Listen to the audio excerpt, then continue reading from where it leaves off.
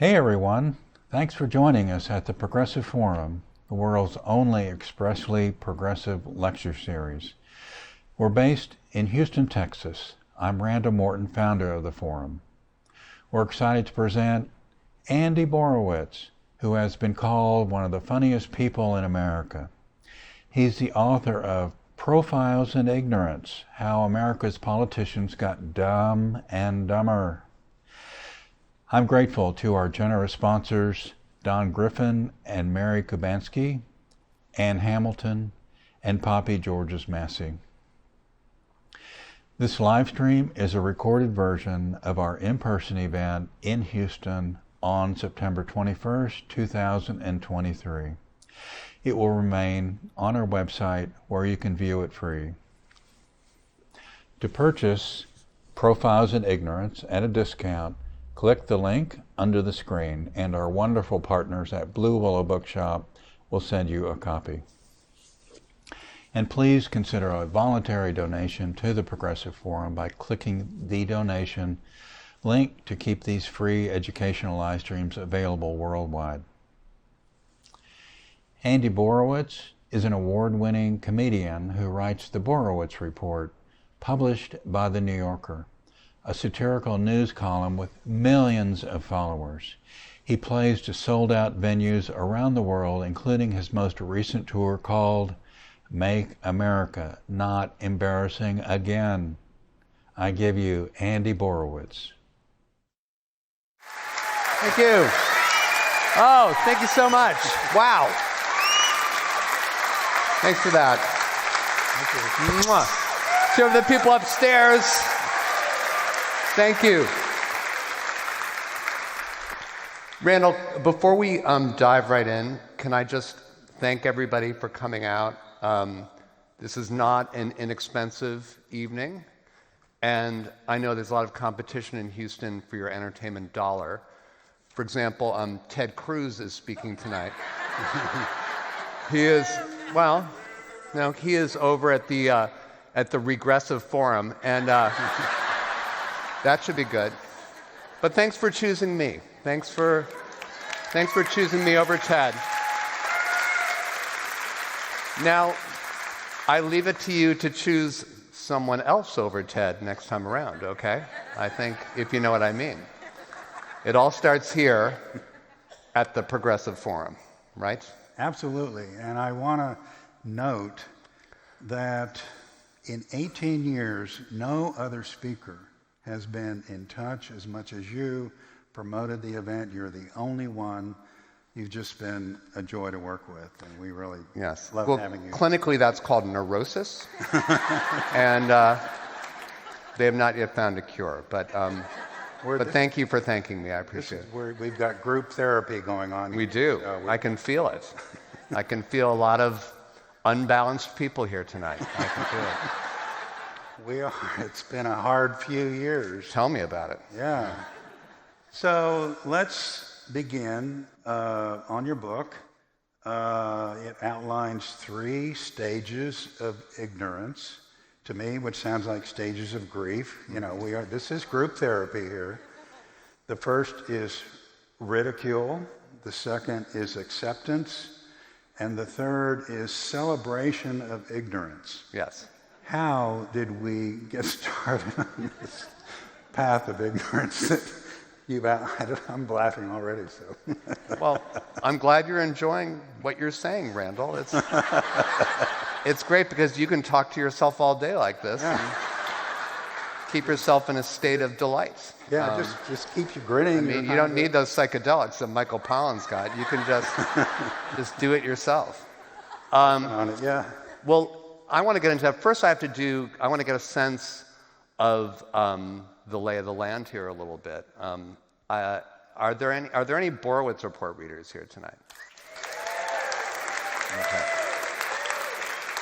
Well, for those of you who aren't familiar with the Borowitz Report, every day I make shit up. That's sort of what I do. It's kind of like, are you familiar with Sean Hannity? Yes, it's in that genre. He's actually my main competition. But there was actually big news today. I don't know did you read the big news about Rupert Murdoch? Yes. He has begun his transition from Fox News to hell, which I think is exciting.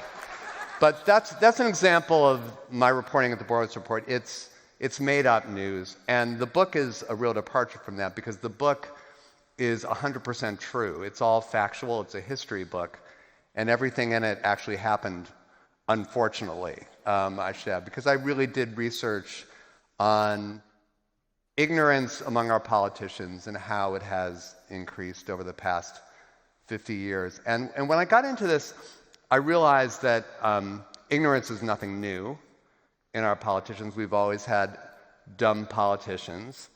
Will Rogers, the great American humorist, had a great line, which I'm always quoting, which is he said, "There's no trick to being a political humorist when you have the whole government working for you." And I mean, that's basically true, always true. But something happened in the last 50 years, 50, 60 years, which is that we had this rise in mass media really governing our politics. And what that meant was that politicians had to start becoming kind of zoo animals and performers rather than knowledgeable people who knew actually how to do their jobs and how to make our lives better. And the three phases that you described, ridicule, acceptance, and celebration, break down very simply like this, and then I want to talk about some of the main heroes of these phases. In the ridicule phase, which is, I mean, some people in the audience might remember this, kind of a halcyon era of the 50s and before, where we expected our politicians to know shit. So dumb politicians had to pretend to be smart. Now, in the acceptance phase, which happened more or less in the 80s and 90s and beyond, being ignorant started becoming a sign of authenticity. It meant you were a regular guy, somebody you'd want to have a beer with. And so dumb politicians felt free to appear dumb. And now we're in the celebration phase where we celebrate ignoramuses over experts and people who don't know things over people who've read books. And so now we're in this weird phase where everything has been turned upside down and smart politicians have to pretend to be dumb. So that's where we are. Good night, everybody. That's our show. I'm going to leave you on that suicidal note. So you might ask, like, how this started. Where did we go from ridicule to acceptance to celebration? A key inflection point that I like to talk about is the 1960 debate between John F. Kennedy and Richard Nixon, because believe it or not, that was the first televised debate. And both Nixon and Kennedy were really well-informed guys. And if you listen to that debate on the radio, anecdotally, a lot of people thought that Nixon won. But people who watched it on TV thought Kennedy won because Kennedy was better looking, he wasn't sweaty like Nixon, he appeared to have shaved in the last week. And this is not a small point, he had fucking fantastic hair. And in politics, hair is so important. It's like, you know, if you look at like John F. Kennedy, look at your own Rick Perry, right? Rick Perry had only three things going for him: great hair, great suits, and I can't remember the third.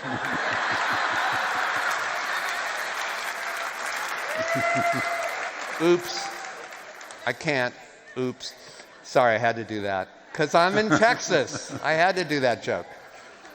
But this debate, what happened was Kennedy won the debate, he won the election, and this taught like the political pros a very dangerous lesson. And it's like a genie that we can never put back in the bottle, which is to be president, you have to be good on TV. So cut to 6 years later, 1966, California, a bunch of Republican industrialists want to take back the governor's mansion. And they try to reverse engineer this whole problem of being good on TV as a politician. They say, instead of finding a politician who's really knowledgeable and teaching him how to be good on TV. We're just going to find somebody who's really awesome at being on TV, and we're going to sort of funnel enough sound bites into him so that he sounds intelligent enough to be governor. Uh-oh.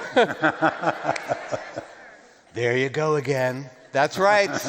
Ronald Reagan. Ronald Reagan was the sort of the test tube baby of this whole horrible process. And what they did is, Ronald Reagan was a big TV star. He had been on the GE, General Electric Hour, and then he'd been on Death Valley Days. He was basically unemployed at this point, but he was good looking. He could look down the barrel of a TV camera and be very, very sincere. There was only one problem with Ronald Reagan, which was that he knew absolutely nothing. I mean nothing. Ronald Reagan now is sort of deified as like the great communicator and this guy who like ended the Cold War and everything. And he said, tear down that wall, showing a tremendous mastery of monosyllabic words. But Ronald Reagan knew absolutely nothing. Here's an example of the ignorance of Ronald Reagan. Ronald Reagan, when he was president of the United States, did not know that South America was composed of different countries. That is true. He said, it's amazing. He came back from a trip to South America, was blown away by the fact that they had all these different countries down there. He also thought that trees polluted more than cars did.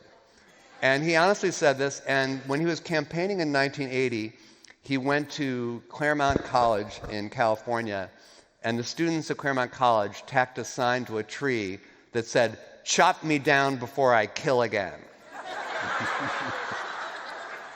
So,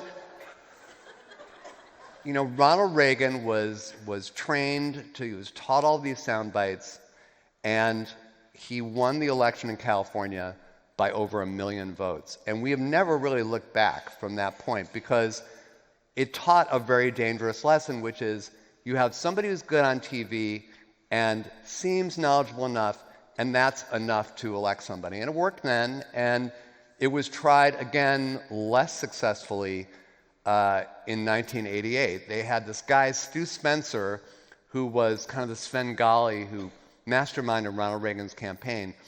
He was brought on board in 1988 by the Republicans, not to manage George H.W. Bush, but to manage his vice presidential candidate, a guy who you may remember named Dan Quayle. I don't know if that name rings a bell. Am I bringing back terrible nightmares now just by uttering that name? But that's, Stu Spencer tried to do that Reagan magic all over again with Dan Quayle, and it utterly failed. Now, in the book, and though some of you have maybe thumbed through it, I'm a little bit hard on Dan Quayle. And I've got to tell you something, what's more important to me than anything as a man is to be fair. I think when you hear the name Andy Borowitz, the first thing that occurs to you is fairness, right? Always very bipartisan, always looking to the other side, trying to be generous. And so I actually reached out to Dan Quayle to see if he would join us at the Progressive Forum tonight. I emailed him, and he wrote back and he said he was otherwise enraged. But because I'm so fair, I was thinking, who tonight at the Progressive Forum, who will speak for Dan Quayle? And I think it falls upon me to do so. And so I've actually brought with me some of the wisdom of Dan Quayle. This is actually the complete knowledge of Dan Quayle, unabridged. And I'm going to, this is word for word things that Dan Quayle actually said, and you know, we're going to try to rebuild his legacy here tonight in Houston. Okay. This is Dan Quayle on education.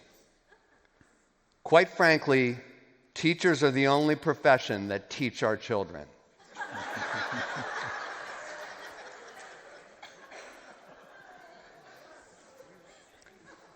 Ferris Bueller's Day Off is my favorite movie because it reminds me of my time in school.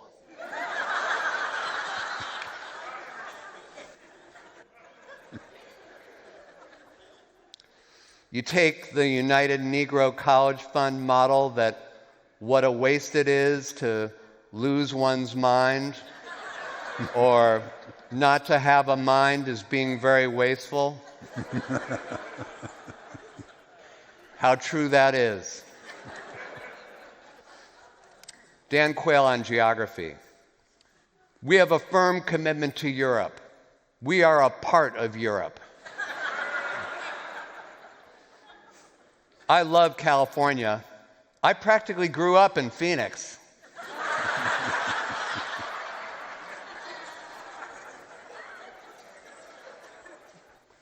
It's wonderful to be here in the great state of Chicago.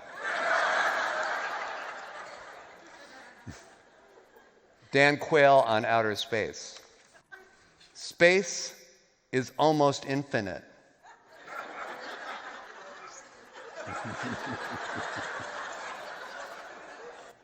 As a matter of fact, we think it is infinite. For NASA, space is still a high priority.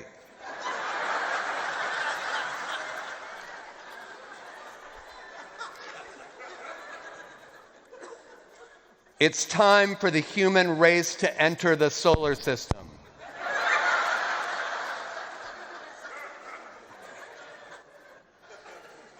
Shall I go on? Why stop now? Dan Quayle on the vice presidency.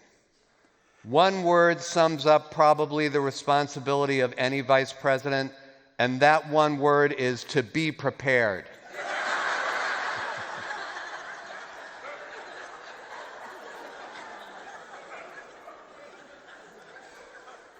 Dan Quayle, master detective. When I've been asked during these last weeks who caused the riots and the killing in LA, my answer has been direct and simple. Who is to blame for the riots? The rioters are to blame. Who is to blame for the killings? The killers are to blame. You're getting good at this. You will suffer permanent brain damage as a result. All right, Dan Quayle, time traveler. I have made good judgments in the past. I have made good judgments in the future. That is my favorite, actually. The future will be better tomorrow.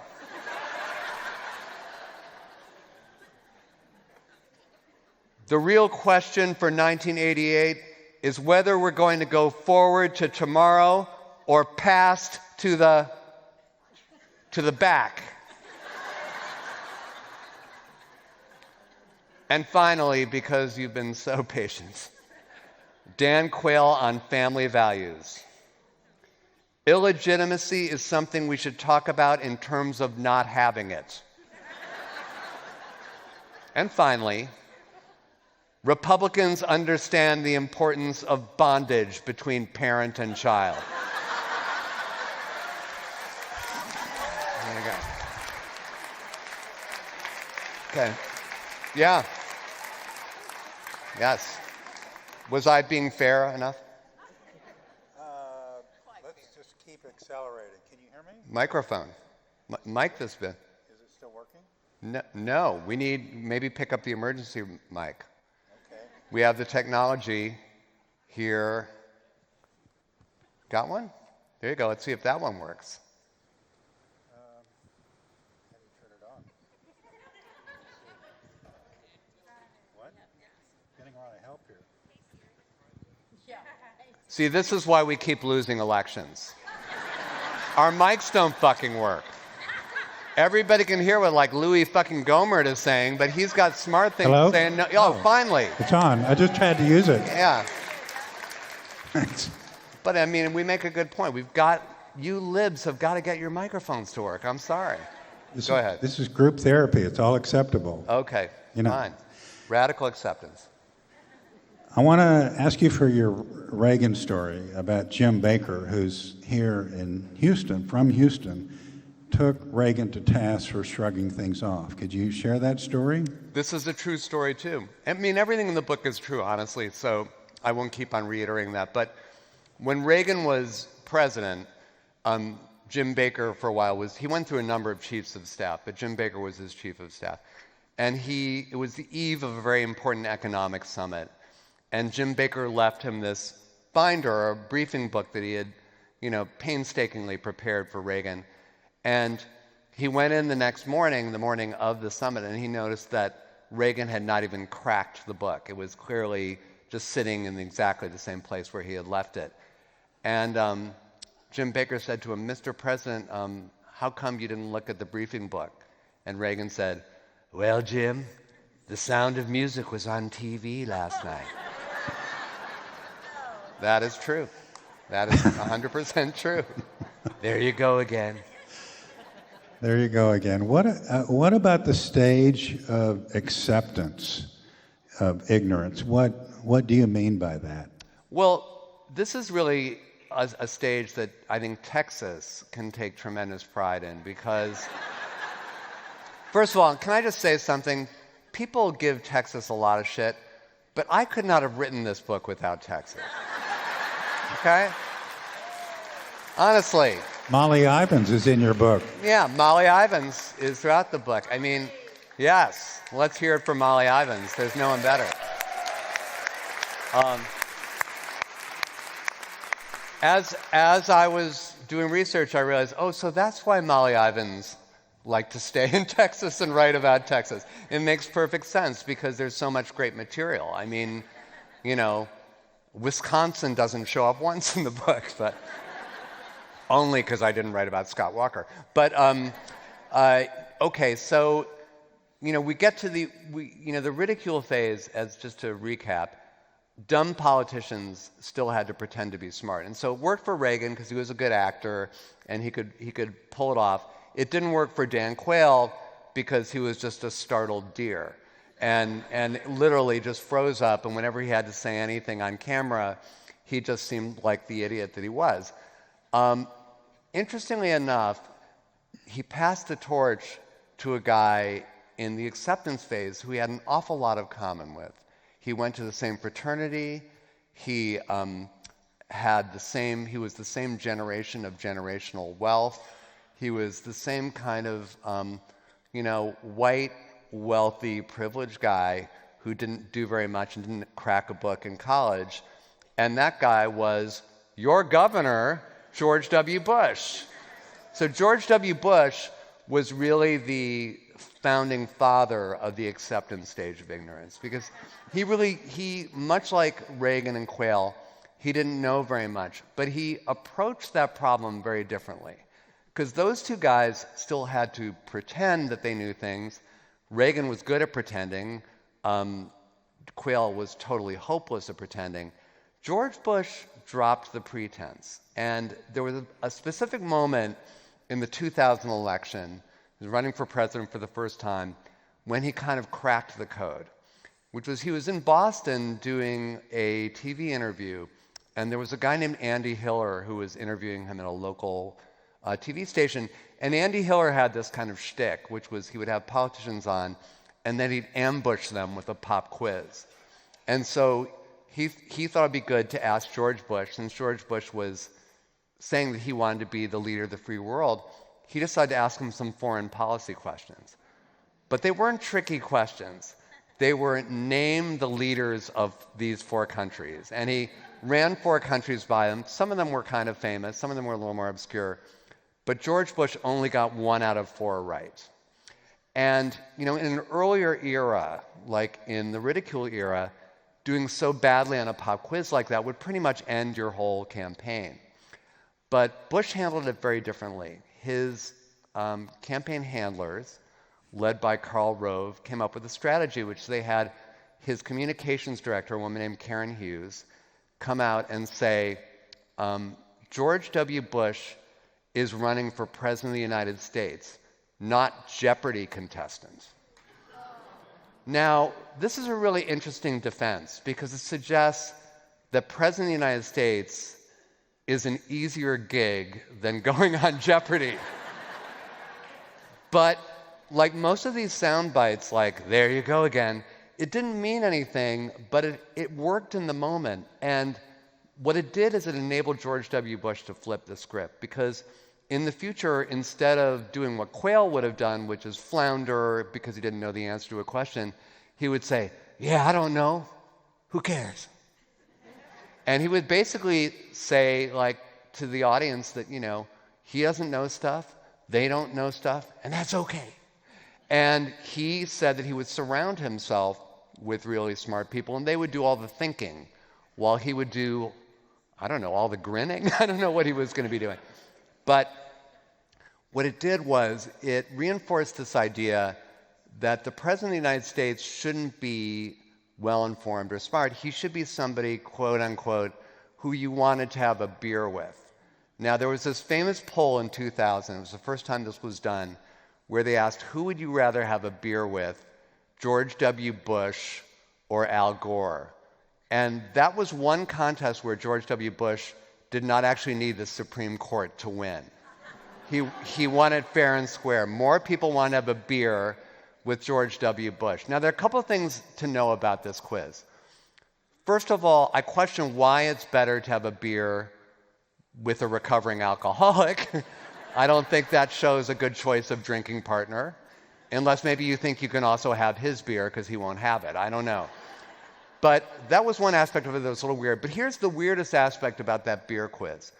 It's still revived every 4 years. They ask that question, who would you rather have a beer with? Well, the original poll was not conducted by like Gallup or Harris or some really established, legitimate polling operation. It was conducted by the Samuel Adams Beer Company. So our political system for the last 20 years has been kind of ruled by this question that was come up with as a way of selling beer, and I should add, selling a really shitty beer. And that's what we've been doing. So now, I guarantee you in 2024, that question will come up again, who would you rather have a beer with? This is what the acceptance phase was all about. It was embracing ignorance in our politicians, saying it was a good thing, as opposed to Al Gore, who was considered brainy and nerdy and the guy who invented the internet and all that stuff. It was a very clear anti-intellectual choice that the country made, although it didn't really make it because, again, it needed the Supreme Court to get the victory. But it was an interesting pivot point, an inflection point in terms of our attitude towards ignorance, because it was no longer something to be hidden. It was something to be kind of embraced, it's all right. Well, is there something about the personality of the president that maybe it's not the dumb thing, but because, a father figure, a mother figure, uncle figure, just needs to be something natural about him that we can relate to, that, lower offices, it doesn't matter so much? I think that's a really good question. I do think that, there's ample evidence that a guy who just gets up there and acts like a know-it-all is not going to be embraced. You do have to have the common touch. My whole point in this book, though, is why must that be a binary choice? Can't you have somebody who can connect with the American people but also actually reads the presidential daily brief, which is literally 3 pages long? That's all I ask. And I think I'm pretty hard on Democrats in the book too, and I'm hard on them for one reason, which is I feel like Democrats historically have fallen into this trap of just thinking, well, we're smarter than the other side, we know more stuff, so of course we'll get the votes. And that actually isn't how it works at all. You do have to connect with voters on a very visceral, personal level, but the key is to find people who combine both, who are smart, serious, curious, have intellectual humility, which leads to intellectual curiosity. And then they don't spend all their time bragging about how much they know, but while they use their personal skill to connect with the voters, they are, behind closed doors, they're also getting the job done. It doesn't have to be a binary choice, and I can think of examples of people who were good at both. I mean, FDR is a great example of this because he was a great speaker, he inspired people, he connected with people, but he knew what he didn't know. And a great example of this to me is the Dust Belt. The Dust Bowl. You know, we had this ecological disaster that we had never faced before. It was completely man-made, much like climate change, so it's a good paradigm. And he surrounded himself with experts. He figured out, with their help, how to solve this problem, and they did solve the problem. So he had both. He had intellectual curiosity and the ability to marshal facts, and more importantly, surround himself with experts, but he never lost sight of the fact that he had to connect with people. So I just don't think it's an either or. I think Barack Obama also had those two things going for him. I think, to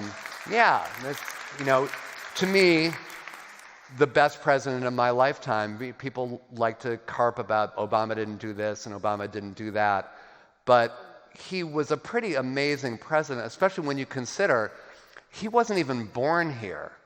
I mean, he had to learn our customs and our ways and, you know, our language and everything, and you really have to say hats off to him for that.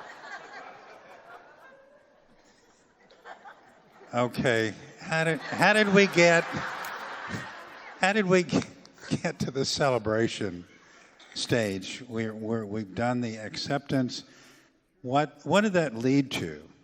Well, just as Dan Quayle helped lead us to acceptance because his sort of fraternity blood brother was George W. Bush, the person who was key to sort of launching the celebration phase was somebody who, you know, we don't think about too much these days, and for good reason, but it was Sarah Palin.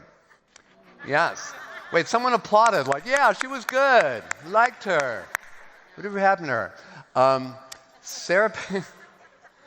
Sarah Palin was a key member of the acceptance phase because, of course, she was always saying, I'm just a hockey mom, you know? And, and she would never say, she did go to college. In fact, 6 of them. She literally did. I track her she was like the Carmen Sandiego of American education. She just kept on bailing, and like the registrars are saying, where'd you go, you know? But she had her debate, her vice presidential debate in 2008 with then vice presidential candidate Joe Biden. And she said at the very beginning, she said, I may not answer all the questions that get posed to me, but I'm going to straight talk to the American people. And it's like, that was like a really new kind of step forward in the March of Ignorance, because it was actually the whole point of these debates is to find out what people know. I mean, that is really the whole idea of it. It's like, you know, you go to the DMV and you say like, I may not say what color my eyes are, but I'm still going to get that driver's license. You know, she was just basically, you know, ahead of her time in that she was denying the importance of facts. She was saying, I'm just going to talk straight to the American people. Now, you may wonder why I'm just dwelling on her just to beat up on Sarah Palin. It's not. It's like she's an important historical figure because she was the gateway idiot who led to Donald Trump.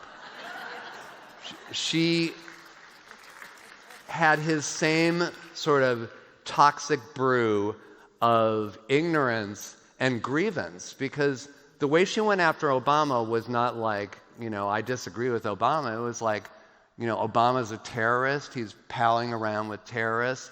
It was all this kind of not so subtle racist dog whistles, which then, you know, Donald Trump kind of really ran with, you know, when he, you know, brought up his, you know, his whole thing about, you know, Mexicans being rapists and murderers.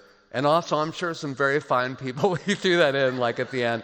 But, you know, that whole thing to me is sort of like taking Sarah Palin to the next step. It was okay, we're going to do Sarah Palin without the subtlety.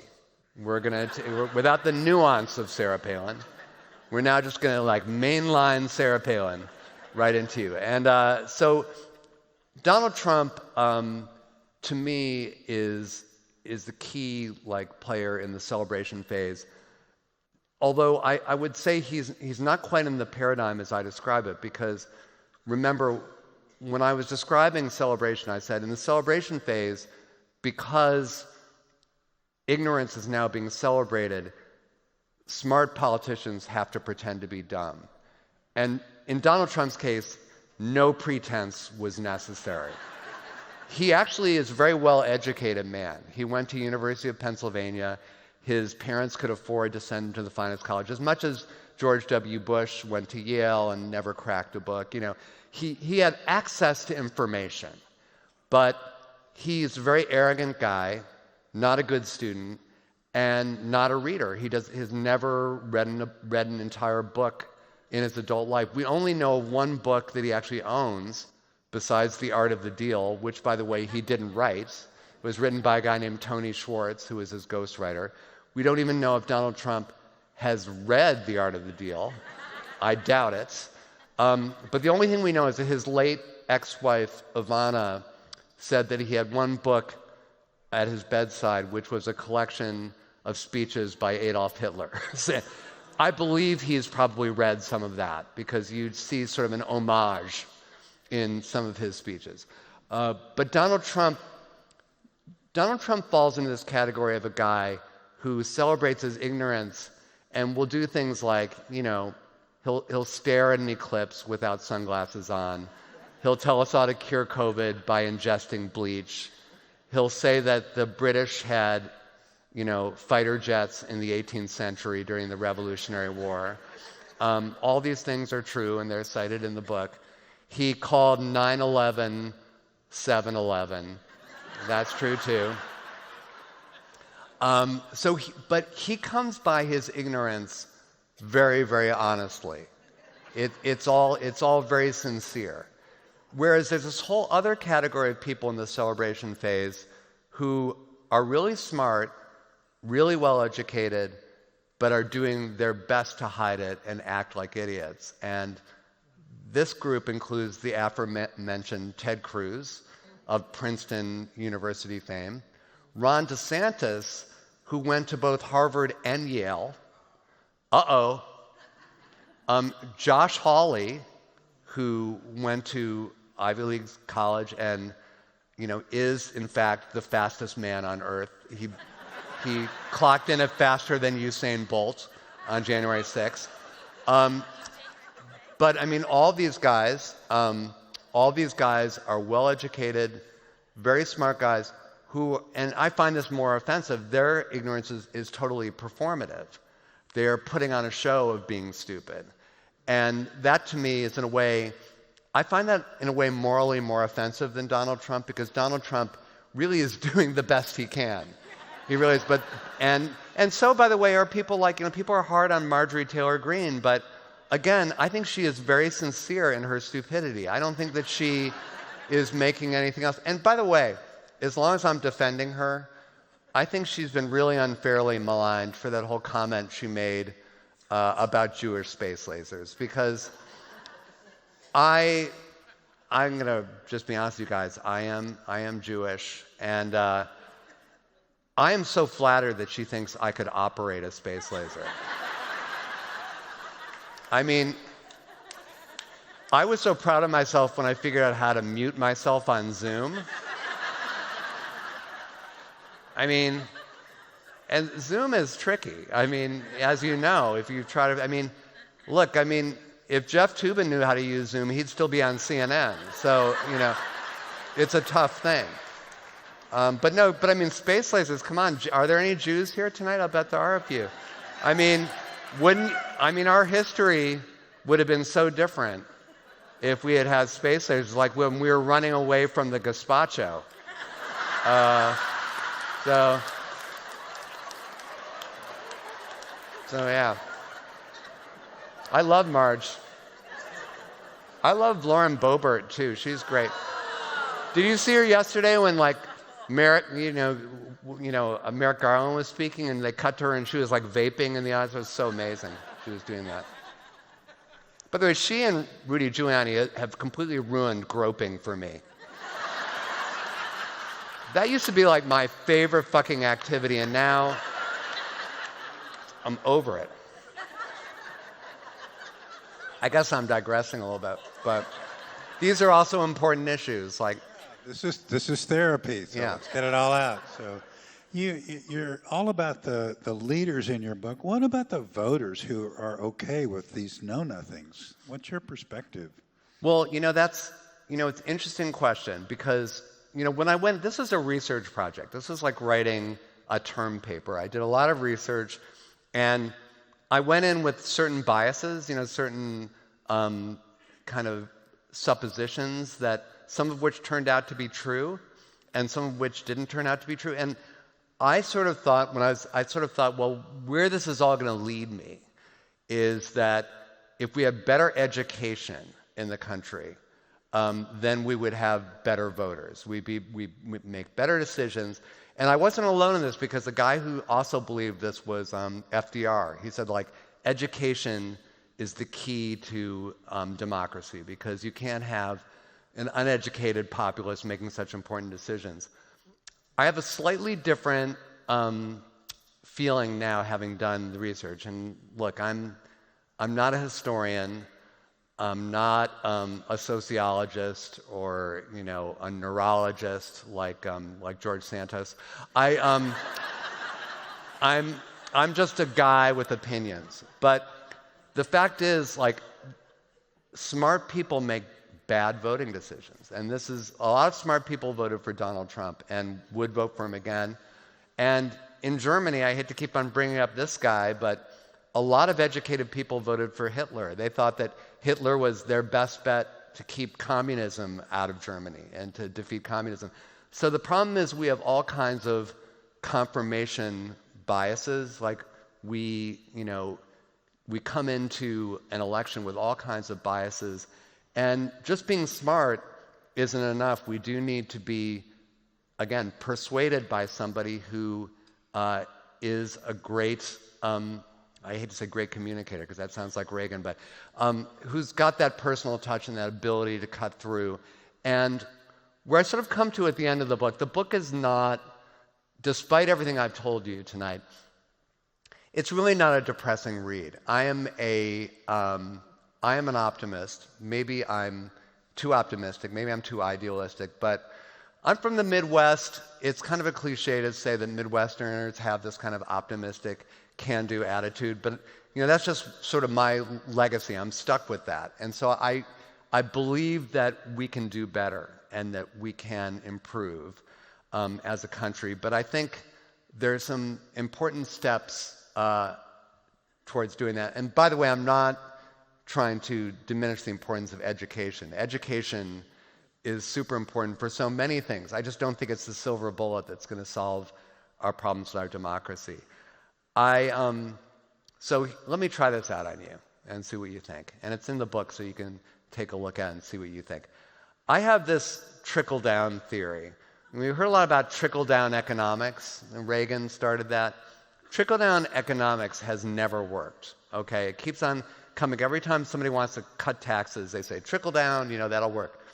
I do believe, however, that trickle-down ignorance works. That if our politicians say stupid things, even if they're smart like Ron DeSantis, or if they're stupid like Donald Trump or Marjorie Taylor Greene, we look to politicians, as much as I make fun of them, most people look to politicians as authority figures. They're the people who supposedly know stuff. So ignorance trickles down, and politicians make all of us dumber as voters. So what's the solution to that? Well, I think if ignorance trickles down, knowledge can rise up from us. And how do you do that? You turn off cable news, you get off social media, except for my account, and you get active politically on a very granular local level. You canvass, you register voters, you get elected to your school board. You get elected to the board of your local library. Now, to give you some idea, I am putting my money where my mouth is because I wrote this in the book, and then somebody in my town, I live in Hanover, New Hampshire, somebody in my town said, well, why don't you volunteer to be on the board of the library then? And I had to really think about this because one thing I really am bad at is working with other people. It's really a hole in my game. Because in meetings, I have this tendency, if somebody says something stupid, to sort of roll my eyes or sigh heavily like Al Gore at the George W. Bush debate. I just have a real hard time containing my contempt for my fellow humans. So that's something I'm going to have to learn. I've got the growth mindset now. I'm going to try to learn how not to do that. I'm going to try to learn how to be a team player. But my feeling is if I'm making that sacrifice, everybody here at the Progressive Forum can also do so. So we're all like freaking out about 2024 and stuff like that. So watching MSNBC is not going to win one vote, folks. It's not going to change anything. All it's going to do is it's going to take time away from time where you could be out canvassing or registering people to vote or doing anything for a local candidate or running for local office yourself. I don't want to single out MSNBC because I think all the cable news networks are kind of equally hilarious. But MSNBC is like, we libs tend to gravitate towards it because it reinforces things that we think we already know. So it's really like, it's kind of like Fox for vegans. It's like, you know, it's just like, it makes us feel good because, oh great, there are all these people who agree with us. But it doesn't really advance the ball just to sit there on your couch and watch that. Also, I should add, MSNBC has the worst slogan of any television network, or really any product ever. They had the slogan, "Lean forward." That is also the official slogan of the rectal exam. I mean, I want to know what the meeting was like when the brain trust in MSNBC decided that lean forward was their best possible slogan. I mean, what was their second choice? You might feel some pressure? I mean, I don't know. But anyway, I don't want to beat up on them because they're, you know, I love Rachel Maddow and she's a great, you know, talent and a great writer and all that. But it's just, you know, if we're spending all of our time watching cable news and, you know, getting into fights on social media with like Trump people, then the other side automatically wins. Automatically wins. Because they've taken your energy away from what really would be productive, which is seizing political power. That's what this is about. It's not about winning an argument on Facebook or Instagram or whatever. It's about politics is for power. It's for gaining power and making change. And the right wing has known that for a long time. If you read Jane Mayer's book, Dark Money, she talks about how they've spent decades trying to control the judiciary and think tanks, controlling the universities, and they've been very patient and very systematic. And now we've got to do that too, and we've got to wake up. So those are my marching orders, I guess. Thank you. Well, speaking about good energy, let's get some energy from you all in the audience. Let's turn up the light, and you all will line up in the aisles. Carly, Laura, our team, just go to the middle of the aisle. There you go. And so we need some brave souls. Okay, we are grieving liberals. This is your time. This is group therapy. So do we have a mic over here? We have one over here. Carly's first. There we go. Hi, Laura. So yeah, spill it and try to keep it short so we can get more questions in. So even have somebody's raising your hand, but you have to stand in the aisle so the mic lady can help you. Yeah, come on down, Sonia, so they can see you. And I'll call on you. And all right. Yeah. Carly's got one. Okay, go. Yep, they've got to turn your mic. So, first of all, thank you for being here. why do you think that progressives are so poor at promoting the positive things that we've done? I'm not picking on Biden, but the inability to brag, where Trump would brag about anything large, small, true, or false. We've had all of these fantastic advances and horrible PR around it. Well, that's interesting. We're not good at bragging. I don't know. Like, I feel like Biden brags quite a bit. Like, I feel like he's always going out there and talking about, the economy and blah, blah, blah. And Biden, I like to defend because people are being very hard on Biden because of his age. And that's actually what I like the most about Joe Biden, because the great thing about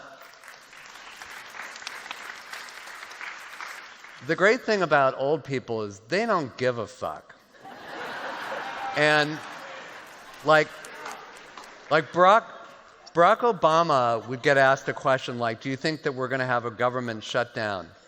And he would say, we're working very carefully to try to find an agreement, and I remain hopeful that we'll do that.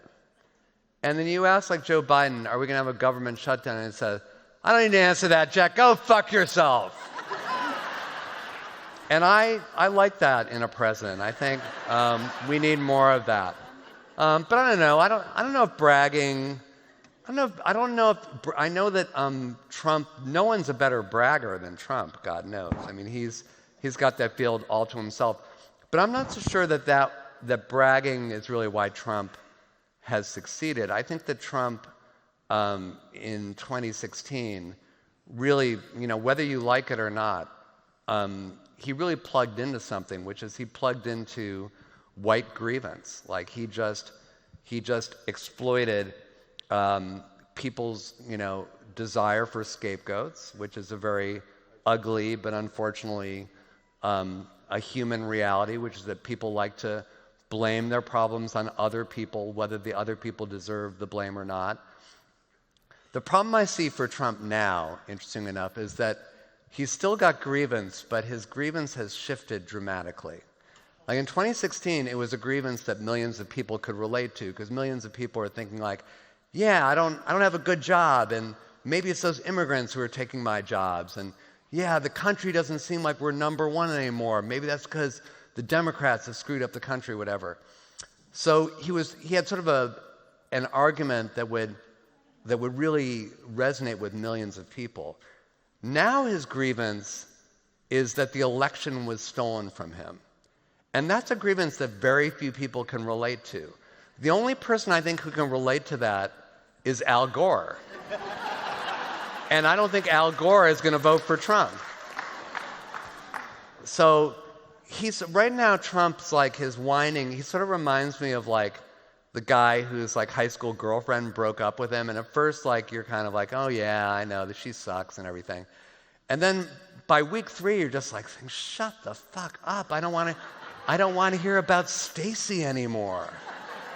And I sort of feel like that's a possible Achilles heel for Trump right now, which is that he doesn't really have a message now. He has a grievance, and he'll say things like, if they can steal the presidency from me, they can steal it from you. And I'm like, what? I don't want to be president, dude. Like, my job is demanding enough as it is. So I don't know if I answered your question. I don't think bragging is really, I agree that Biden has achieved a lot. He's achieved much more than I thought he would, to be honest with you. I really do think so. I mean, we have the infrastructure bill, which was great. The Inflation Reduction Act, which is something that European nations are trying to imitate because it gave us a tremendous competitive advantage. I think all that stuff is great. He got that awesome dog that started biting everyone. That was great. I love that. Yeah, so I mean, he's done a lot of stuff. Maybe the ads have to emphasize the dog a little more, because people love dogs, and they also love seeing people bitten by dogs. And you're right, he hasn't bragged enough about that. Okay. Next question. Over here to stage left. There you go. Hi. Go. Thank you for being here. I've been looking forward to it ever since I bought the tickets. When was that? April or, I don't know, July. And nothing else has been good in your life since then. Yeah, it's been a shitty year. It really has. I'll say, well, really put me in my place just then. Yes, and my birthday was yesterday, so today. Oh, well, let's I sing know happy you birthday couldn't to you. be here for What my is your birthday. What is your name? Sean Toole. Sean, to you, happy birthday to you. Happy birthday, dear Sean. Okay, that's enough. Okay, Sean, what's your question? My birthday's today. Oh, well. Oh, yeah. Right. Well, my Stealing my birthday, thunder. my birthday was yesterday and today. Okay, Sean. Okay. Hit me. So we are now in the celebratory period of, Yes, of ignorance. And I was wondering if you could give us hope maybe for a future fourth period of something like a post-celebratory hangover period? Oh, my God. Well, Sean, you were in for a treat when you get your free book, and I'll tell you why. No, spoiler alert. I was going to wonder about that. Well, spoiler alert, but, you know, I wrote this book, the first version, a year ago, and, you know, I enjoyed going out and promoting it, and then the midterms happened, and my wife said, you know, for the paperback, why don't you do like an afterword where you talk about what happened during the midterms? And this was really interesting because the midterms actually proved a point I made in the book, which was that, and you'll see it all, I'm not wrecking it for you, it's not like, you know, a Stephen King novel or something where the last 2 pages are shocking. But one concept I talk about in the book is something I very optimistically call the braking system of democracy, B-R-A-K-I-N-G, like the brakes in your car. And I originally started thinking about this when I was a little kid growing up in Cleveland, Ohio, because we had a lot of really dumb politicians. We had a guy named Ralph Perk. That was his real name. He was the mayor. And Ralph Perk was famous mainly for one thing, which was that Cleveland at one point hosted a trade show for the National Society of Metals. This was, you talk about you looking forward to me being here, that was kind of the most exciting thing that happened in Cleveland that year, was this National Society of Metals was having a trade show. And somebody thought it'd be a really good idea if Ralph Perk, rather than just doing a boring old ribbon cutting, would cut through a titanium ribbon with a blowtorch. What could possibly go wrong? So Ralph Perk had never operated a blowtorch before.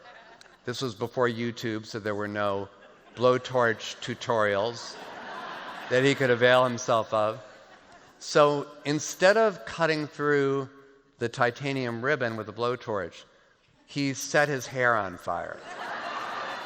Now, this had historical significance because a couple years earlier, Cleveland's river, the Cuyahoga River, had also caught on fire. So, just a rule of thumb, if a city's river catches on fire, you get a free pass for that, because that thing kind of happens.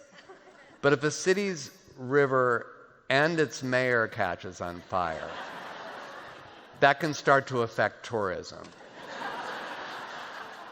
So what happened with Ralph Perk after that incident was his political career was over. I mean, he ran for U.S. Senate and he lost, and then he ran for mayor again, and he finished third in a nonpartisan primary. So he was done with politics. And I thought that proved that there was kind of an invisible braking system in democracy, which is that we would tolerate stupidity in politicians up to a point. But then you'd get to kind of like that point where your car is about to go over a cliff and you would slam on the brakes. So I kind of believed in this. I felt like when Trump was elected, that was a failure of the braking system. That was a sign that it was in serious trouble. But the midterms encouraged me, because in the midterms, Donald Trump promoted all these candidates who were just so glaringly passengers in a clown car that the public finally said, what the fuck? We're not voting for these people. So they had like Dr. Oz, who said that like coffee bean extract could help you lose weight. You had Herschel Walker, who his most serious policy statement was he said that he would rather be a werewolf than a vampire. He actually gave this thought. He gave this a lot of thought. He said, like, I was watching a movie and a werewolf beat a vampire and killed it, so I don't want to be a vampire anymore. And it's like, dude, I don't care if you want to be a vampire. You're not going to be a senator. You're just like completely fucked yourself up here. So you had those guys. You had all these secretaries of state in these various states who were running on an anti-democracy, anti-election, election-denying campaign. They were basically saying, if I'm Secretary of State, I'm going to deny the results of elections. And the interesting thing is that people who vote actually are kind of into the idea of their votes counting. Yeah. And so like almost all the Secretary of States, like 90% of them lost. You just go down the list. There's also, Carrie Lake, who, lost and then kept on suing and suing and suing. And, she recently won the Women's World Cup, which I thought was wonderful. But she just, she's another example of just this evidently unsuitable person who lost. And then really the icing on the cake was Sarah Palin, because Sarah Palin ran in a special election to finish up the term of a congressman who had passed away, and then she had the opportunity to run again for his full term, for the new full term in January. So she basically had the chance to lose 2 elections in the space of around 6 months, and she nailed it. And again, I feel like the braking system worked. It was like, no, we really don't want Sarah Palin representing our state as its sole congressperson. So what this led me to believe, and again, I could be proven wrong. I'm not, I'm not Nostradamus, but I thought that it is very possible that after Celebration, we could be on the brink, as you said, of a 4th stage of ignorance, which I call correction.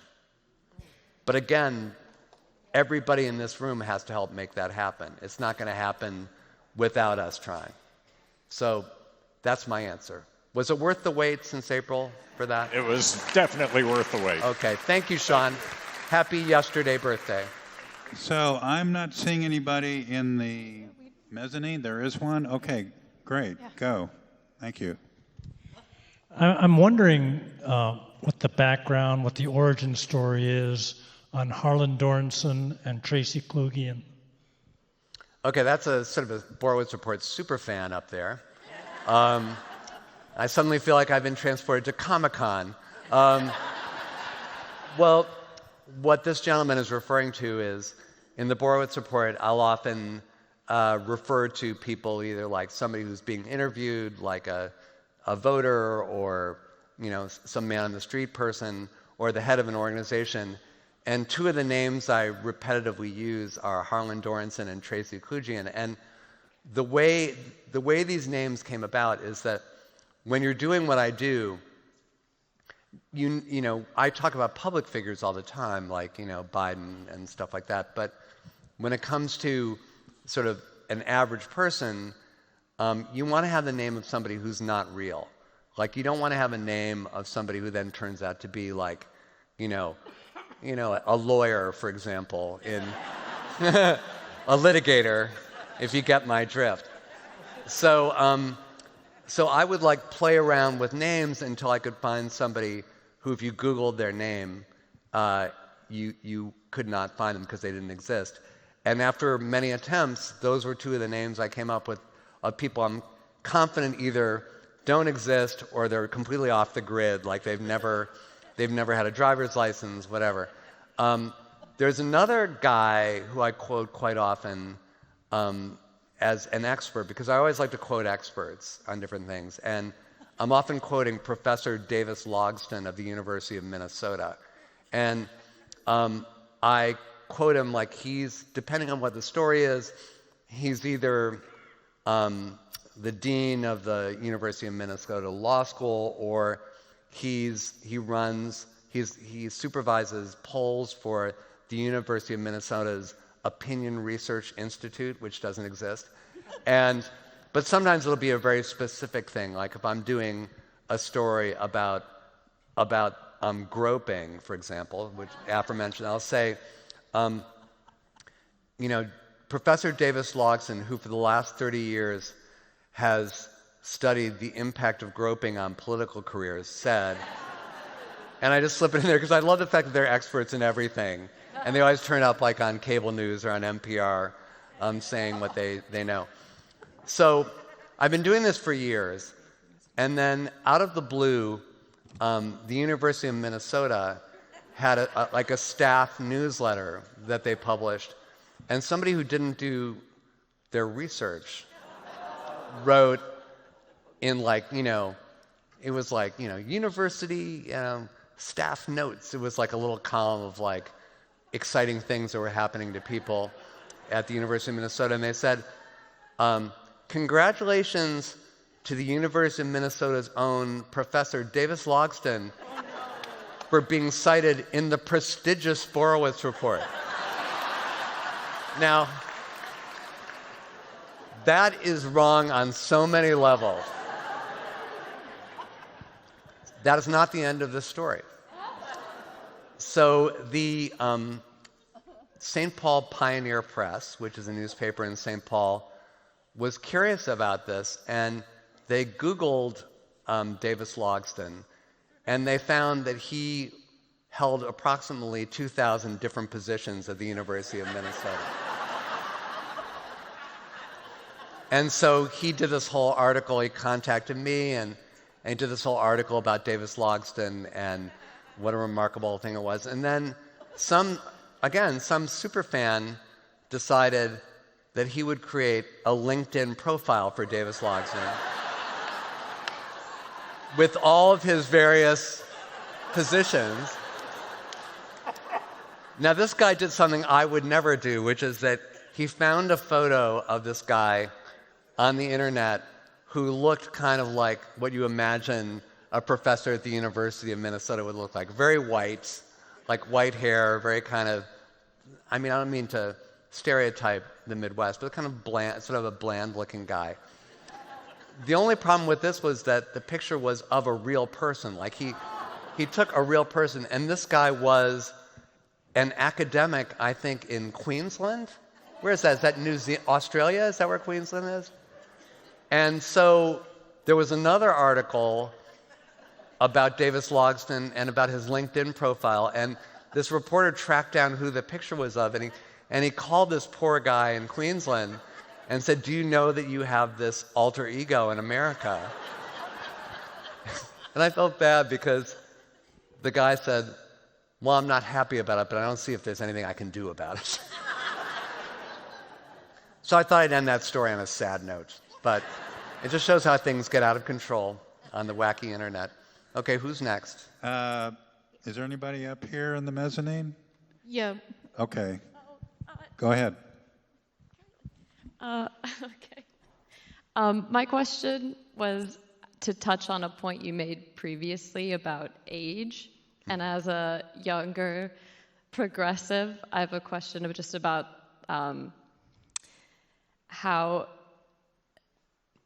future progressive leadership and it's not really a good question, but no, you're doing great. But how it doesn't necessarily I'm loving feel... it. By the way, I'm loving the question so far.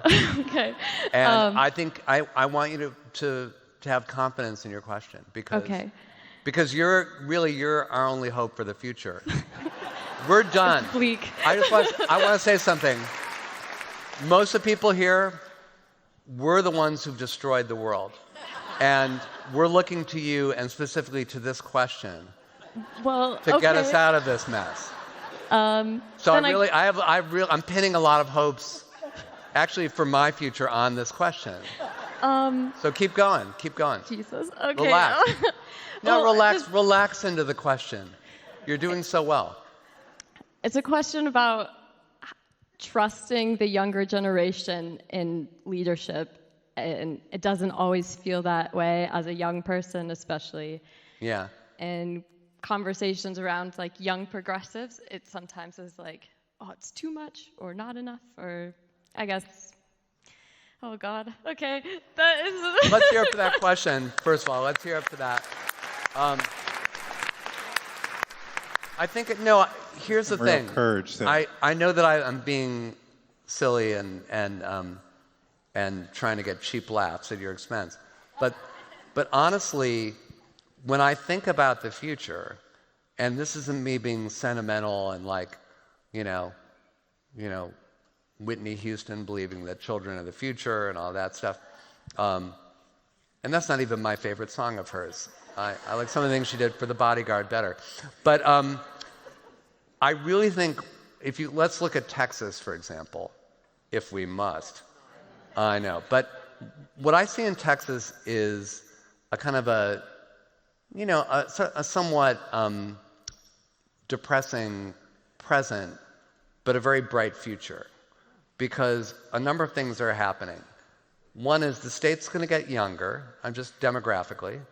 It's going to get browner. It's going to get, and by that I mean fewer white people, which is all good. And I think and it's all good because I think as a white person, I think we've had a pretty good run. We've had 400 years. And if you think about if a sports team is good for 3 years, you're psyched. I wouldn't know what that's like because I'm from Cleveland, but 400 years is a long time for a group of people to run things. We had a good run. It's time to pass the baton. And there are people out there, namely all the people running this state, who are not so psyched about passing the baton. And so that's why you have this cronyism and this old boy network. And it is, I don't mean to defame my fellow older white males, but that is unfortunately the demographic that is clinging with all their might to whatever shreds of power they still have. That will all change. And people in your generation, how old are you, by the way, if I may ask? 28. Specifically 28-year-olds. You're going to be, first of all, you're going to read the conclusion of the book and you will do all the things that I suggest you do. You will canvass, you will register votes, but also people your age are already running for Congress and already getting elected to Congress. And we all know David Hogg, the guy, the Parkland survivor. He is starting a powerful movement. And I'm just investing a lot of my hope, and it's again not a sentimental optimism. I've met people your age. I live in a college town. I'm dealing with college kids on a pretty regular basis. They fill me with tremendous optimism because they think about things in a different way. They're not going to be right about everything, but there's time for a real sea change. And so I'm sorry if people are not taking you and your peers seriously enough, but that will change because everything's going to change. And I'm really excited about that. So thanks for your question. Thank you. Okay, Joe. Thank you. Andy, I'm one of those old people you were talking about. Get the fuck out of here. Yeah, I don't care. I'm here. No, it's okay. I've noticed, and perhaps this is much feeling as notice, over my long lifetime, that the density of dumbassery seems to be increasing exponentially. Mm-hmm. And I would like to know if you have any serious suggestions about something that an individual might be able to do to dent or slow that down, or am I just firing an AR-15 into a hurricane? No gun jokes in Texas, please. Thank you. Okay. Well, again, I keep on referring people to the conclusion of my book, but it's actually full of very concrete ideas, not my ideas, by the way. I did some research, and there's a wonderful political scientist from Tufts University who wrote a book all about what we can do as citizens. And, again, it's like when you hear about like getting involved in your community and making change one vote at a time, a lot of people will tune that out. And one of the reasons why is because they think, well, that's not the problem. The problems are all national. Well, it's very hard to change things nationally without changing things on a very granular level. It's just, as I said, the right wing was very smart in figuring out that they needed control of all the state houses. Like, that's something we don't think about very much. Like, if all you're thinking about is Biden versus Trump, you're losing track of the fact that a lot of the state houses, not in Texas, you're very well aware of who's running the state houses here. It couldn't have escaped your notice. But in a lot of places, in my state of New Hampshire, we have a crazy right-wing legislature, and it's been a big problem. And it's partially the fault of people like me who've just been watching cable news and making everything about, Nancy Pelosi and Mitch McConnell and all that stuff.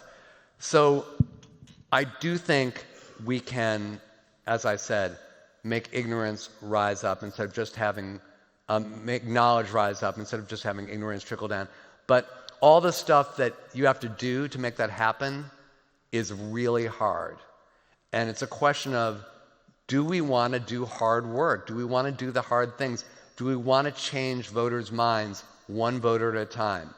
It's not easy. That's like really, really hard stuff. It's much easier than clicking like on a Facebook post. So I don't think, I agree with you about the rise of ignorance, obviously, because I've written a book about it, but I don't think that it's a lost cause at all. If it were a lost cause, I wouldn't even be doing this, because I'd just be like wasting my time. I'm an idealist, and I also think, I make this point, it's a point made by many others, history doesn't move in a straight line.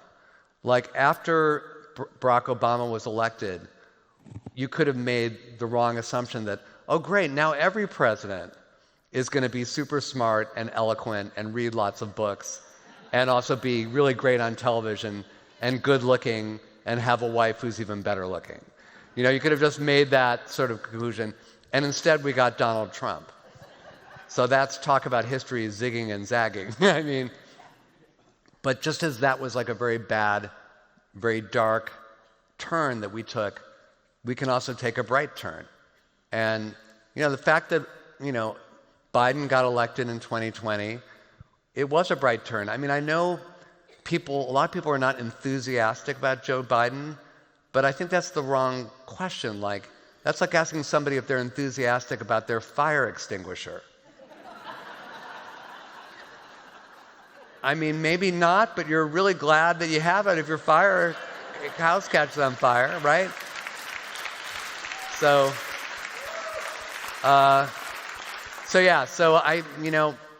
there's a lot of cause for optimism, but unfortunately, and I'm being like such a scold here tonight, but unfortunately it's like going to require all of us to do some hard things. So thanks for your question. So we have time for one more question. Over here, please. And this will be the best question because it's the last. I actually would love this question to kind of, if possible, to sum up the whole evening. And okay, here I go. Well, no, but just when I say that, I mean that I would love it to be a question that makes all of us look at the world in a different way. Like that we come out of here and maybe we decide to change our lives. Maybe we don't want to be with the person we came here with. It's like, fuck that. I want to raise mushrooms somewhere. I've had enough of this bullshit. And then we'll start seeing colors and food will taste differently to us. So yeah, what's your question? So. I feel like I'm living in the movie Idiocracy. Yes. Like more and more and more. Yes. And, a la Andrew Yang, we have polarization based on a two-party system where you've got to get in line behind whoever your party puts forward, whether they're stupid or not. Right. And, you know, so it feels like we're just going this direction where whether people on the right believe that Donald Trump is the right guy or not, they have to get in line. Whether we believe whoever's put forward on the liberal side is the right choice, you know, people get in line.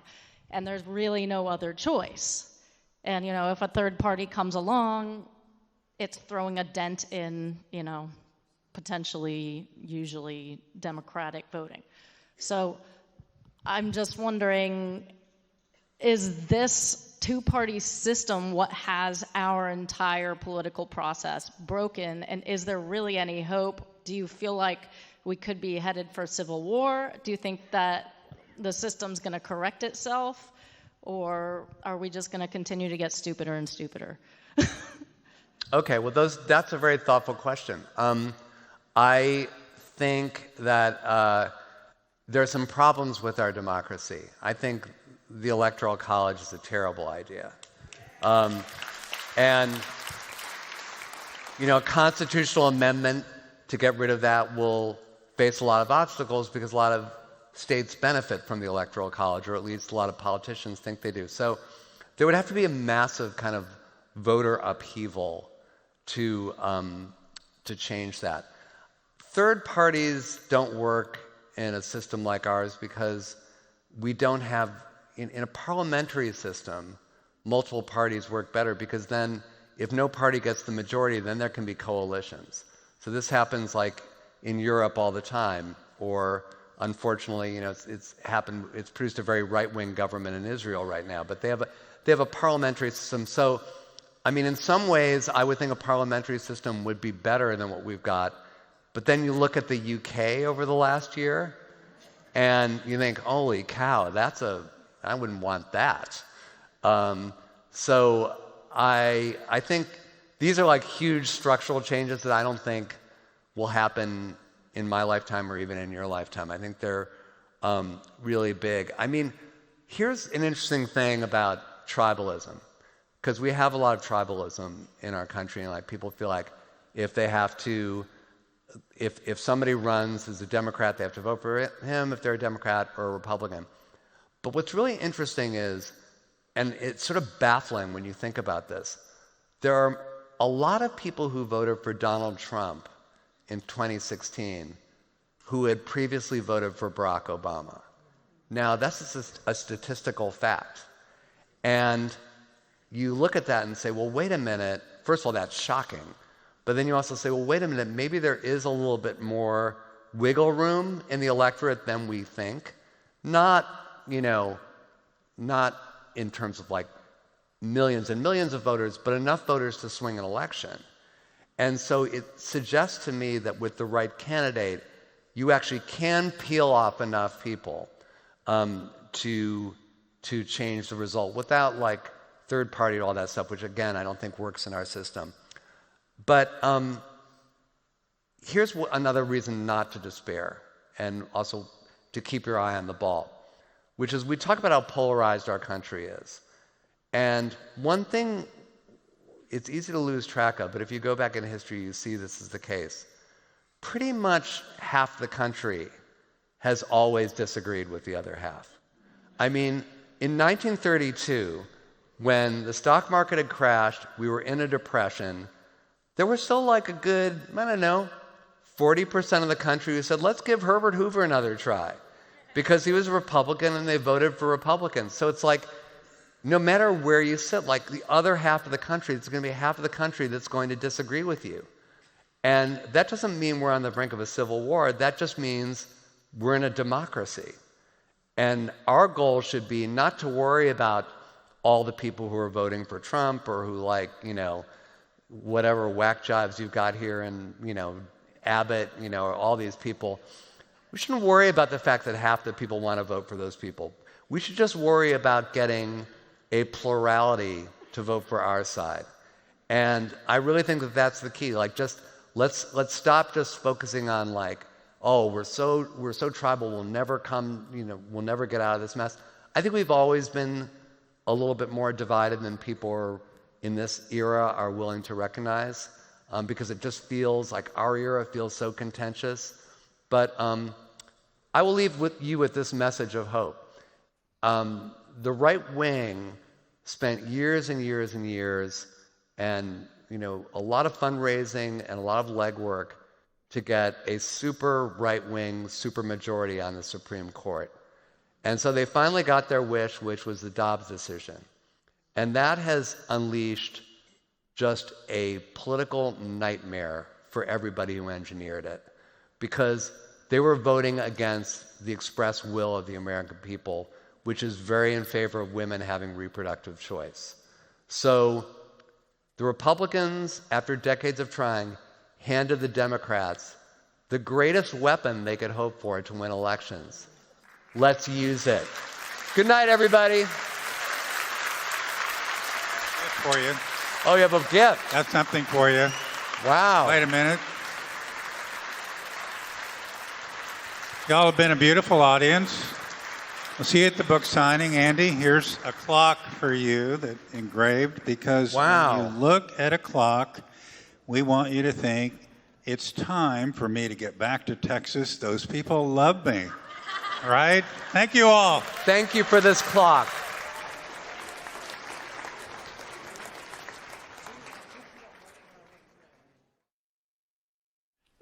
Thanks again for joining us. Please consider a donation and get your copy of Profiles in Ignorance at the links. And until next time, take care.